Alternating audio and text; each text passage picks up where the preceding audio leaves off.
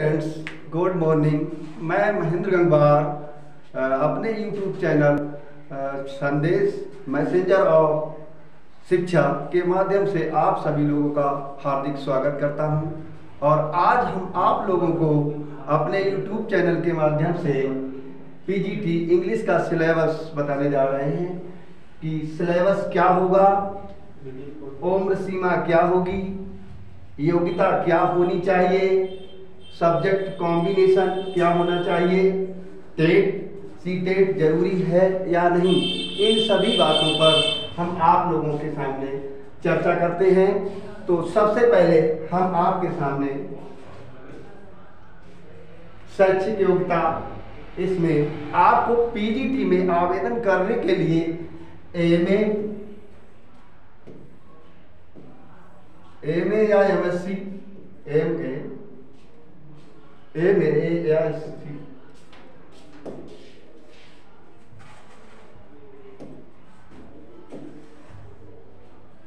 MA या MSc होना जरूरी है। तो संबंधित विषय में आपको एमए या एमएससी होना जरूरी है, तभी आप पीजीटी में अप्लाई कर सकते हैं। इसके बाद हम आपको सब्जेक्ट कॉम्बिनेशन के बारे में बताते हैं कि पीजीटी में अप्लाई करने के लिए सब्जेक्ट कॉम्बिनेशन क्या होना चाहिए। तो आप ध्यान से सुने। तो सबसे पहले अगर आप हिंदी से अप्लाई करना चाहते हैं पीजीटी के लिए, तो आपको हिंदी में या तो पीजी होना चाहिए। अगर आप हिंदी से पीजी हैं तो आप हिंदी यानी यूजी यानी बीए में आपको हिंदी या संस्कृत हो तब भी आप अप्लाई कर सकते हैं। या फिर आपको पीजी 2 सब्जेक्ट से होना होगा, या तो हिंदी में या हिंदी से पीजी हो, उसके साथ साथ संस्कृत से भी पीजी हो, तब आप पीजीटी में हिंदी से अप्लाई कर सकते हैं। इसके बाद नेक्स्ट सब्जेक्ट में फिजिक्स है। तो फिजिक्स के लिए आपको एमएससी में 3rd ईयर में आपका फिजिक्स का होना कंपलसरी है, तभी आप फिजिक्स में अप्लाई कर सकते हैं। आप केमिस्ट्री के लिए देखें, यही कंडीशंस केमिस्ट्री में भी है। तो केमिस्ट्री में आपको 3rd ईयर में एमएससी मस्ट है, तभी आप केमिस्ट्री से अप्लाई कर सकते हैं। जीव विज्ञान के लिए या तो आप बॉटनी से रिलेटेड हो या जूलॉजी, आपके पास 3rd ईयर में यानी फाइनल ईयर में ये सब्जेक्ट होने चाहिए, तब आप जीव विज्ञान से अप्लाई कर सकते हैं। अगर आपके पास इकोनॉमिक्स है और आप इकोनॉमिक्स से पीजी में अप्लाई करना चाहते हैं, तो आपको पीजी में या तो एमकॉम मस्ट है या बीकॉम अर्थशास्त्र विषय के साथ होना मस्ट है। ये सब्जेक्ट आपको फाइनल ईयर में होने चाहिए।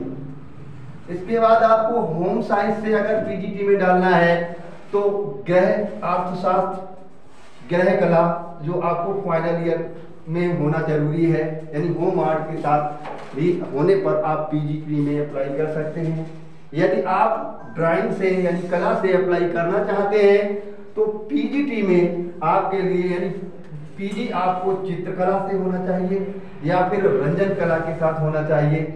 ये फाइनल ईयर में सब्जेक्ट होना चाहिए, तभी आप कला से अप्लाई कर सकते हैं। अब हम लोगों का मोस्टली यही क्वेश्चन रहता है कि एज बाउंडेशन क्या होगा। तो आप लोग बड़ी ध्यान से सुने। इसमें आपको 1 जुलाई 2022 तक आपकी जो कम से कम एज होनी चाहिए वो 21 वर्ष होनी चाहिए। 21 वर्ष से कम एज वाले पीजीटी में अप्लाई नहीं कर सकते हैं। और अधिक बाउंडेशन यानी कितनी भी एज हो, आपकी 21 वर्ष से कम ना हो, अधिक कितनी भी हो सकती है, यानी 60 से कम एज तक भी आप अप्लाई कर सकते हैं। अब आपका परीक्षा के अंकों में विभाजन, किस तरीके से आप एग्जाम देते हैं और आपका डिवाइडेशन, मार्क्स डिवाइडेशन कैसे होता है।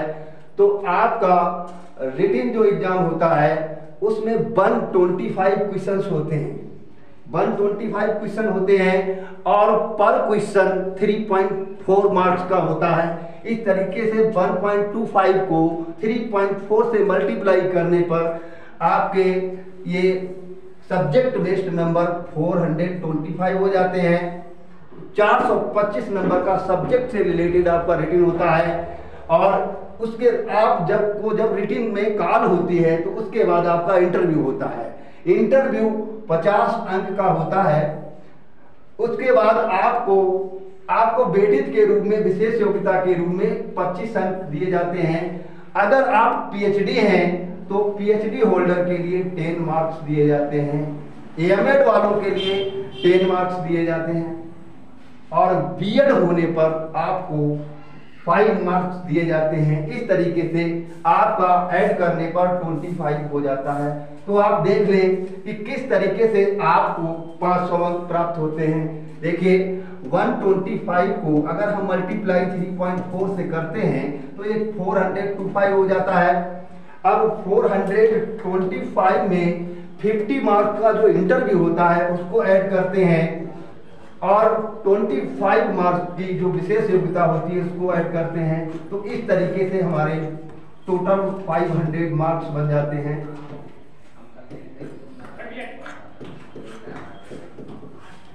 तो टोटल मार्क्स हो गए 500।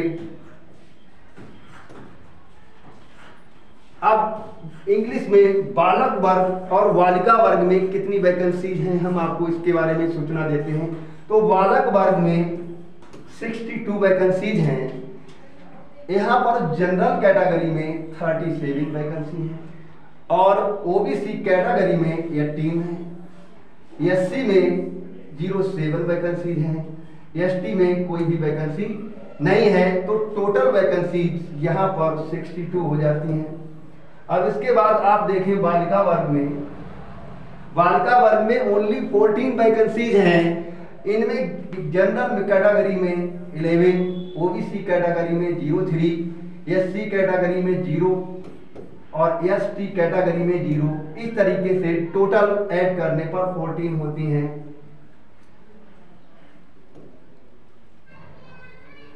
पीजीटी इंग्लिश का सिलेबस के बारे में हम आपको जानकारी देना चाह रहे हैं। तो पार्ट 1 जो होता है, पोर्शन होता है, वो लैंग्वेज का होता है।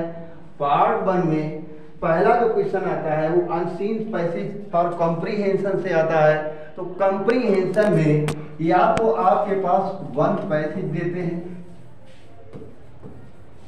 अगर पैराग्राफ में 1 कुछ पैसेज आता है तो ये 300 to 400 लाइन वर्ड्स का होता है।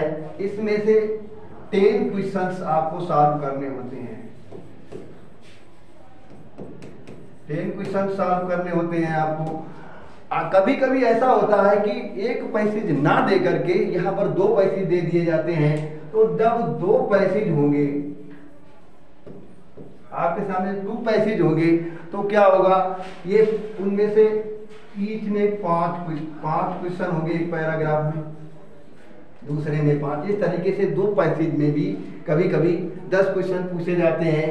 अगला जो होगा आपका यूसेज का होगा।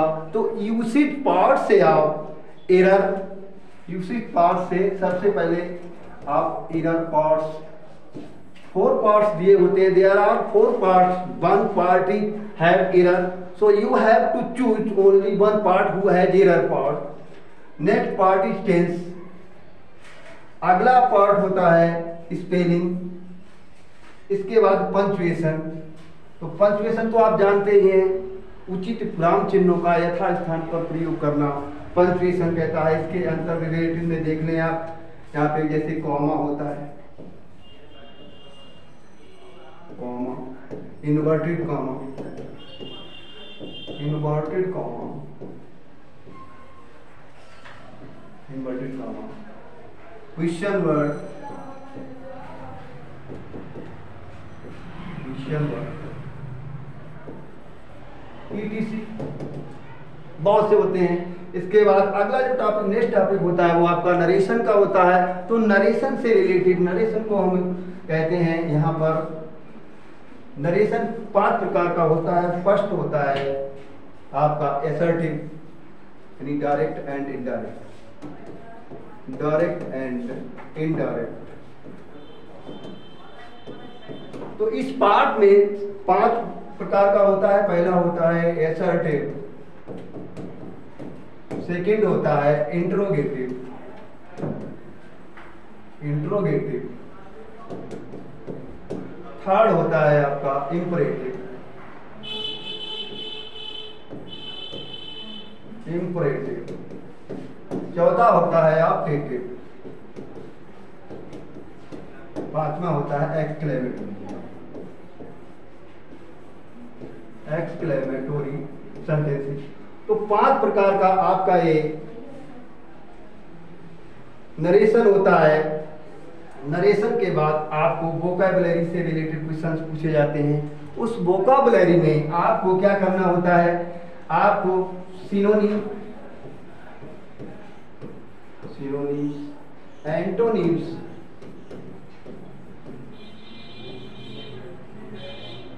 वन वर्ड सब्स्टिट्यूशन,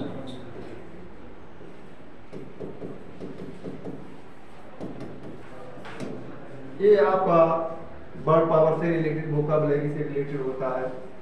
इसके बाद नेक्स्ट टॉपिक होता है आपका इडियम एंड फ्रेजेस,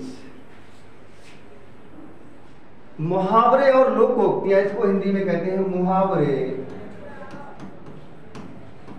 एवं लोकोक्तियां,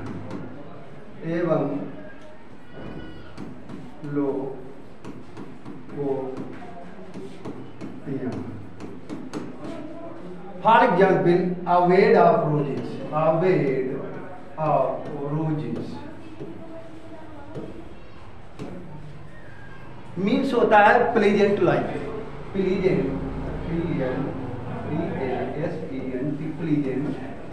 life. You have to give in one sentence. Life is not a bed of roses. इसके बाद नेक्स्ट टॉपिक जो होगा आपका पार्ट ऑफ स्पीच का होगा। तो पार्ट ऑफ स्पीच से रिलेटेड आप देखें, पार्ट ऑफ स्पीच में क्या पूछा जाता है। 8 होते हैं आपके part of speech, noun, pronoun, verb, adverb, preposition, conjunction, और नेक्स्ट पार्ट, लास्ट पार्ट होता है इंटरजेक्शन।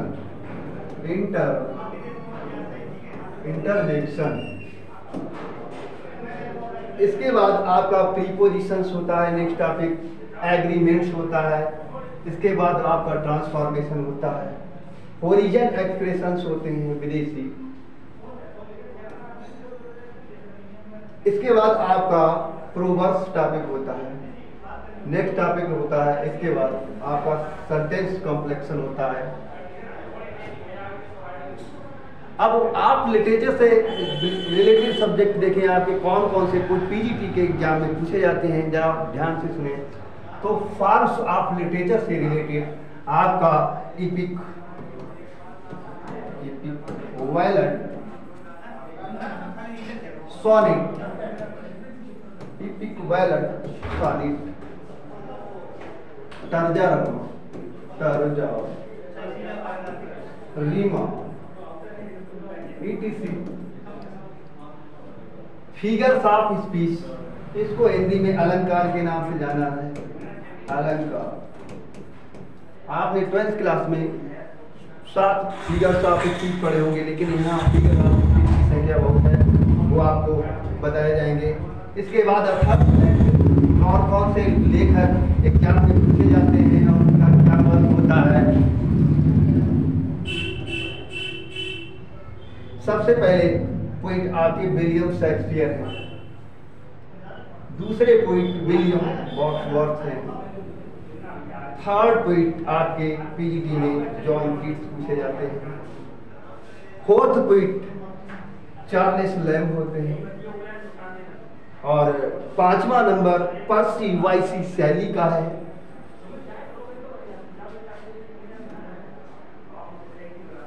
6 नंबर पर चार्ल्स डिकेंस।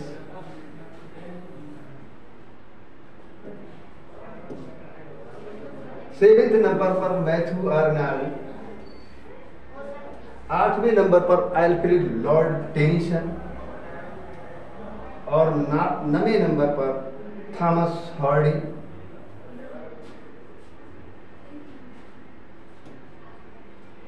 10वें नंबर पर टी.एस. इलियट, इनका फुल नाम है थॉमस स्टीयरन इलियट। नेक्स्ट है कमला दास। तो my story is famous for my story is famous for Kamala Das. Next है मुल्कराज आनंद और इसके बाद नसीम इज़ेकिएल। 14 में रॉबर्ट फ्रॉस्ट हैं। 15 नंबर पर वॉल्ट विटमैन। 16 नंबर पर अर्नेस्ट हेमिंग्वे और 17 नंबर पर विलियम फॉकनर, जो आपके मोस्टली पीजीटी में पूछे जाते हैं।